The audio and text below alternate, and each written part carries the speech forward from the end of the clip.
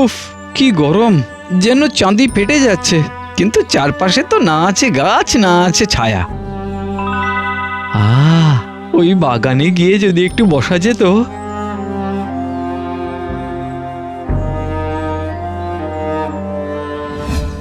আহা, কি সুন্দর বেলফুল ফুটেছে, দেখ কি মিষ্টি গন্ধ। আহা, ওই ওই ওদিকে জুঁইও ফুটেছে অনেক। চলুন রাজকুমারী, আপনাকে দেখাই। ও কি আরাম, কত বড় বাগান, কত গাছ, কত ফুল। আরে ওই মানুষটাকে?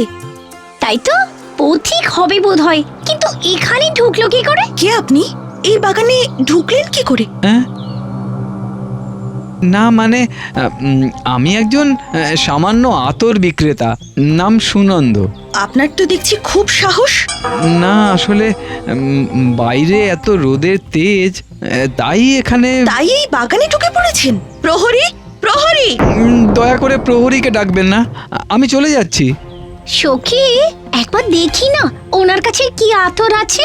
বেশ, দেখ, আর দেখেও নাকি বিদায় করবি, বুঝেছিস?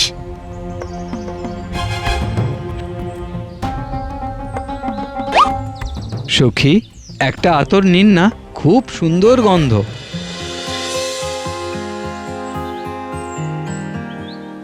আহা, কি সুন্দর চোখ দুটো। নেবেন? না, আর শুনুন, আমি আপনার সখী নই।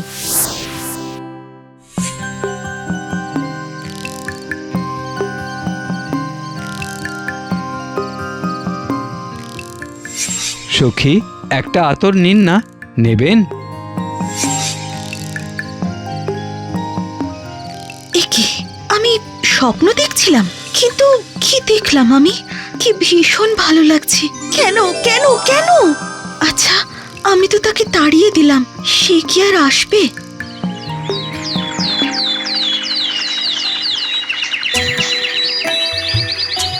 ভারী সুন্দর, আমার আতরের মতোই, দেখে মায়া জাগে যেন। আর একবার যদি তাকে দেখতে পেতাম, আর একবার কি সে দেখা দেবে না? আচ্ছা, কি নাম ওর? আর একবার, একবার শুধু। বাহ, এটা কি সুন্দর গন্ধ হয়েছে, একেবারে অন্য রকম। আচ্ছা, সখীর কি এই গন্ধটা ভালো লাগবে কি জানি।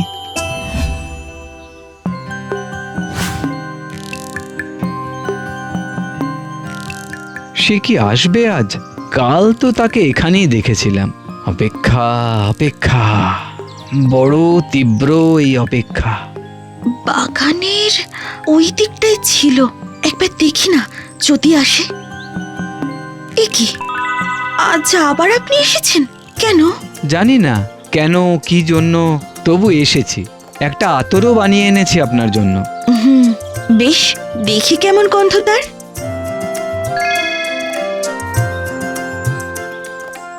আহ, বড় সুন্দর গন্ধ, ভারী মিষ্টি। আপনার পছন্দ হয়েছে?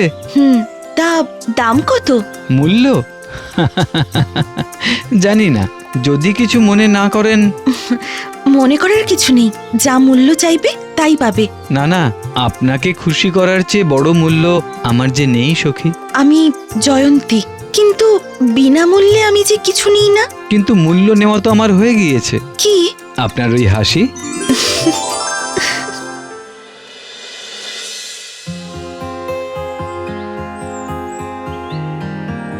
এ কি বন্ধনে জড়ালে আমাকে রাজকুমারী?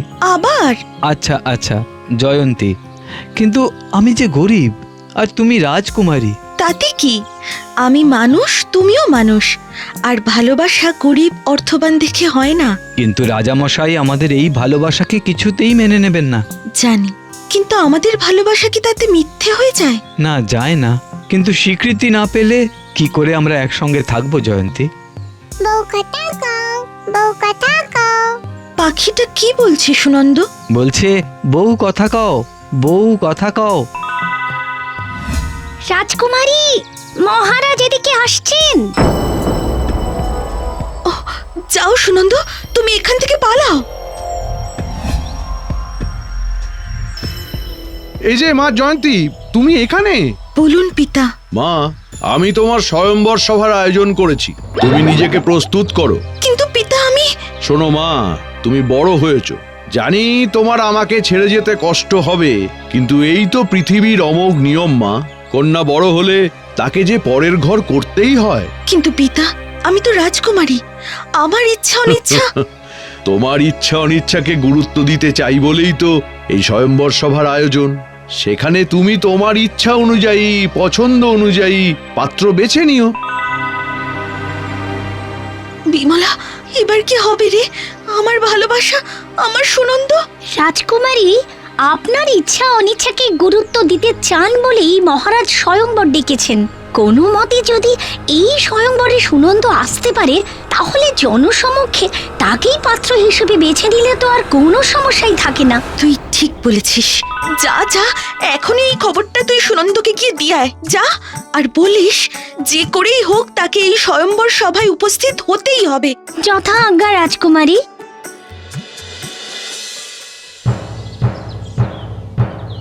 শুনুন শুনুন শুনুন, আগামী 15ই বৈশাখ রাজকুমারী স্বয়ম্বর সভা হবে। সেই উপলক্ষে রাজামশাই রাজপ্রাসাদের সকল প্রজাকে নিমন্ত্রণ করেছেন। শুনুন শুনুন শুনুন, আগামী 15ই বৈশাখ শুনলে তো সুনন্দ? শুনলাম, কিন্তু এবার কি হবে বিমলা? কি হবে তোমাকেই ভাবতে হবে। যে করেই হোক তোমাকে ওই সভায় উপস্থিত হতেই হবে। আচ্ছা, আমি যদি নিমন্ত্রিত হয়ে যাই? সেক্ষেত্রে তুমি রাজপ্রাসাদে ঢুকতে পারলেও স্বয়ংবর সভায় উপস্থিত হতে পারবে না। তোমাকে ওই সভায় উপস্থিত থাকতে হবে, যাতে তোমার গলায় রাজকুমারী মালা দিতে পারে। আমি এখন যাই, কেমন? ভাবো ভাবো সুনন্দ, নইলে না না না, জয়ন্তীর অন্যরকম কিছু হতে পারে না, কিছু না। কিন্তু আমি কি করব, কি করব আমি?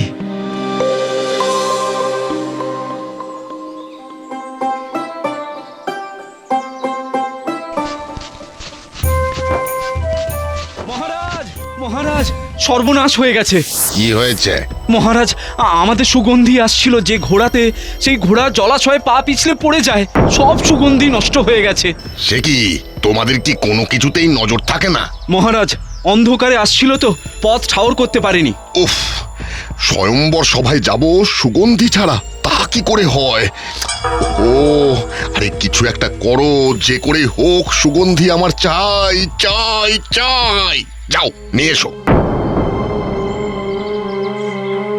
আতর চাই, আতর, আতর চাই, আতর। এই, এদিকে এসো, এসো আমার সাথে।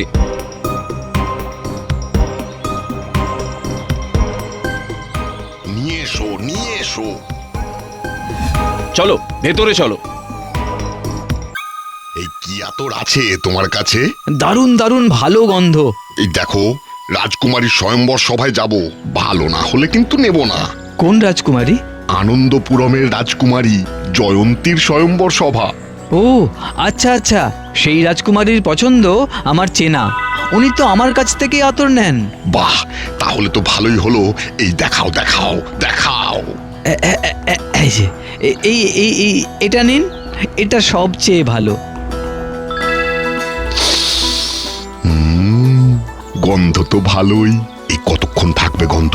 মহারাজ, আপনি চিন্তা করবেন না, আমি সব সময় আপনার পাশে পাশে থাকবো। গন্ধ উবে গেলেই আমি আবার দিয়ে দেব। বাবা বাবা বাবা বাবা বাবা, উত্তম প্রস্তাব। এই তুমি আমার পাশেই থাকবে, কেমন? যথা আজ্ঞা।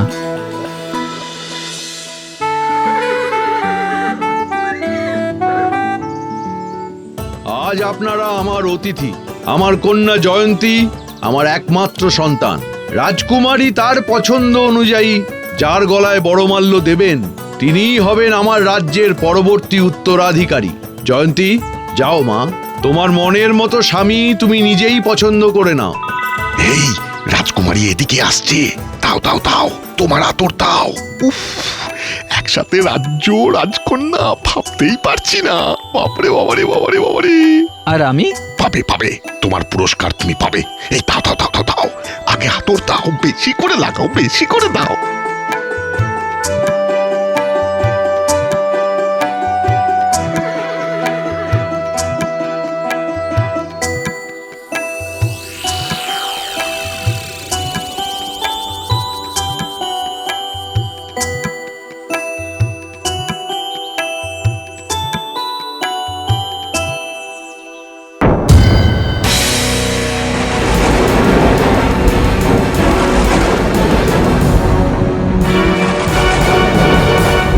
এটা কি হলো?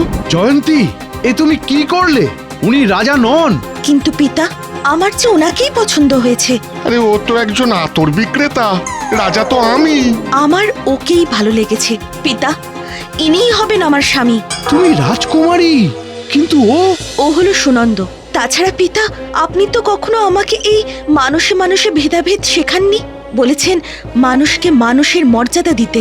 ঠিক ঠিক ঠিক, এ আমার ভুল, আমার। এই সানাই বাজাও, রাজকুমারীর বিবাহের আয়োজন করো। সুনন্দর সাথেই হবে আমার কন্যার বিবাহ। আপনারা দয়া করে কেউ যাবেন না। এই আনন্দ অনুষ্ঠানে আপনারা আমার নিমন্ত্রণ গ্রহণ করুন। জয় আনন্দপুরমের মহারাজার জয়, জয় আনন্দপুরমের রাজকুমারীর জয়।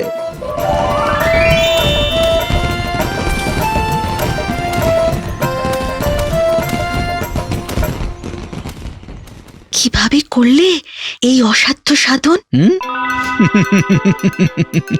ওই তো প্রথমে ঘোড়ার পিঠ থেকে আতর জলে ফেলে সমস্যা তৈরি করলাম, তারপর সমাধানের নাম করে আতর বিক্রি করলাম, যেমন তোমার কাছে করেছিলাম। ইস, তুমি না সত্যি